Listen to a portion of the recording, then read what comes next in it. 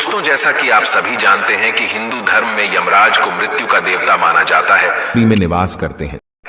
मृत्यु के बाद आत्माओं को इसी यमपुरी में ले जाया जाता है, जहां उनको उनके कर्मों के हिसाब से सजा या फिर ऐश्वर्य प्रदान किया जाता है। गरुड़ पुराण के 14वें अध्याय में यमपुरी का विस्तार से वर्णन मिलता है।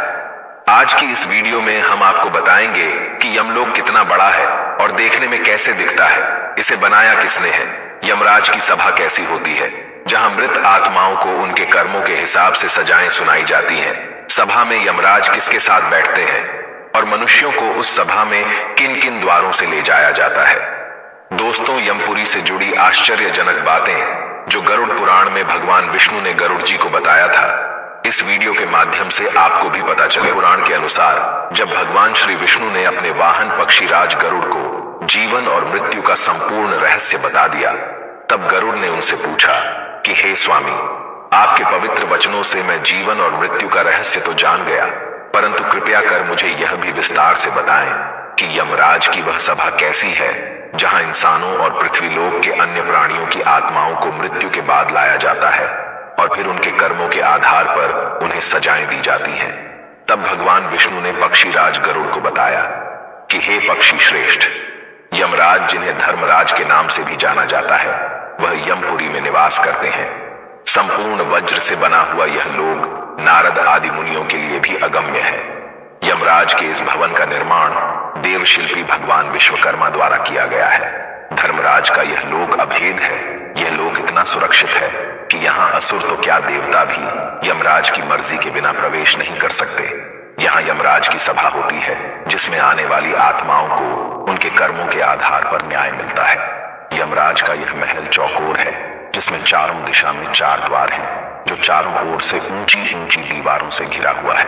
देवशिल्पी भगवान विश्वकर्मा द्वारा बनाया गया यह महल 1000 योजन में फैला हुआ है। देखने में यह महल चमकती हुई बिजली और सूर्य के तेजस्वी स्वरूप के समान आभायुक्त है। उस पुरी में धर्मराज का जो भवन है वह स्वर्ण के समान कांतिमान है।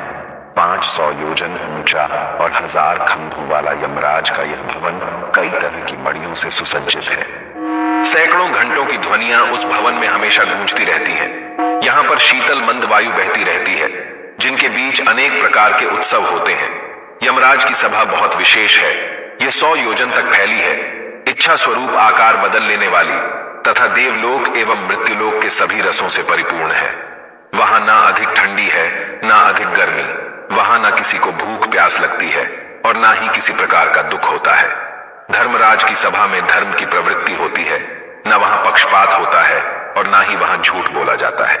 लेकिन पापी मनुष्य जो दक्षिण द्वार से यमपुरी में ले जाए जाते हैं, इस सभा को देख नहीं पाते, जबकि जो मनुष्य अन्य तीनों दिशाओं से यमपुरी में लाए जाते हैं, इस सभा को देख पाते हैं। यमराज की सेवा में लगे दूतों को यमदूत कहा जाता है। यमलोक के द्वारपाल को धर्मध्वज कहा जाता है। यहाँ महंड और काल पुरुष नाम के 2 प्रमुख रक्षक हैं। यमलोक में मृत आत्माओं के प्रवेश के लिए 4 द्वार बनाए गए हैं। मृत्यु के बाद आत्मा को यमदूत मृतक के कर्मों के अनुसार उचित द्वार से प्रवेश कराते हैं। सात्विक विचारों वाले, माता पिता और गुरुजनों का आदर करने वाले सत्यवादी लोगों को पूर्व के दरवाजे से प्रवेश मिलता है। वहीं साधु संतों को उत्तर के द्वार से प्रवेश मिलता है और दान पुण्य करने वाले व्यक्तियों को पश्चिम द्वार से प्रवेश मिलता है, जबकि दक्षिण द्वार से पापियों को प्रवेश मिलता है। उत्तरी द्वार से जो भी आत्मा यमलोक में प्रवेश करती है, उसे किसी भी तरह के कष्टों का सामना नहीं करना पड़ता। अर्थात इस द्वार से प्रवेश का अर्थ है कि उस आत्मा को सीधे स्वर्ग में स्थान मिल जाता है। इतना ही नहीं, इस द्वार से प्रवेश करने वालों का स्वागत स्वयं अप्सराएं करती हैं। इसके अलावा यमलोक के मध्य भाग में यमराज के सहायक चित्रगुप्त का भवन बना हुआ है, जिसका विस्तार 25 योजन तक है।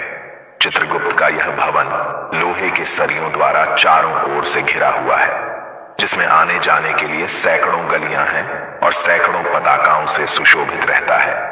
सैकड़ों दीपक इस भवन में प्रचलित रहते हैं। इतना ही नहीं, चित्रगुप्त के इस भवन को सुंदरतम चित्रों से सजाया गया है। इस भवन में मणियों से निर्मित एक दिव्य आसन है, जिसके ऊपर बैठकर चित्रगुप्त मनुष्यों तथा अन्य प्राणियों की आयु गणना करते हैं। साथ ही कोई भी प्राणी जो कर्म करता है, वह सब कुछ चित्रगुप्त लिखते हैं। चित्रगुप्त के अलावा यमराज की सभा में कई चंद्रवंशी और सूर्यवंशी राजा होते हैं जो सलाहकार की भूमिका निभाते हैं। इनकी सलाह पर ही यमराज सजा का निर्धारण करते हैं और मृत्यु के बाद जब मृत आत्मा को यमलोक लाया जाता है तो पृथ्वी लोक की तरह ही यहाँ भी सभा का आयोजन किया जाता है, परंतु यहाँ किसी तरह का भेदभाव नहीं किया जाता। मृत आत्मा को यमराज की सभा में पहुंचते ही चित्रगुप्त एक एक कर उसके कर्मों के बारे में सभा में पढ़कर सुनाते हैं। फिर यमराज अपनी सभी सभा सांसदों से मंत्रणा करने के बाद उस आत्मा के लिए दंड का निर्धारण करते हैं, जिसके बाद आत्मा को दंड भुगतने के लिए नर्क में भेज दिया जाता है। और अगर कोई आत्मा अपने जीवन काल में पाप से अधिक पुण्य अर्जित किए होती है तो उसे स्वयं यमराज स्वर्ग लोक के प्रवेश द्वार तक छोड़ने आते हैं। लेकिन दोस्तों, मृत्यु के पश्चात जब आत्मा को यमलोक ले जाया जाता है तो उन्हें अपने कर्मों के हिसाब से मार्ग में भी कई तरह की यातनाओं का सामना करना पड़ता है, क्योंकि मृत्यु लोक से यमलोक तक का मार्ग बड़ा ही दुर्गम है। इस मार्ग में हमेशा अग्नि दहकती रहती है और जब कोई पापी आत्मा इस मार्ग से होकर गुजरती है तो उसका पांव जलने लगता है, जिसकी वजह से उसके पांव में छाले हो जाते हैं जो बड़ी ही पीड़ादायक होते हैं, जबकि पुण्यात्मा के लिए यही मार्ग शीतलता प्रदान करता है। इस मार्ग में वृक्षों की कोई छाया भी नहीं है जहां वे विश्राम कर सके। इतना ही नहीं, दुरात्मा के लिए उस मार्ग में अन्नादि की भी व्यवस्था नहीं है जिससे वह अपने प्राणों की रक्षा कर सके।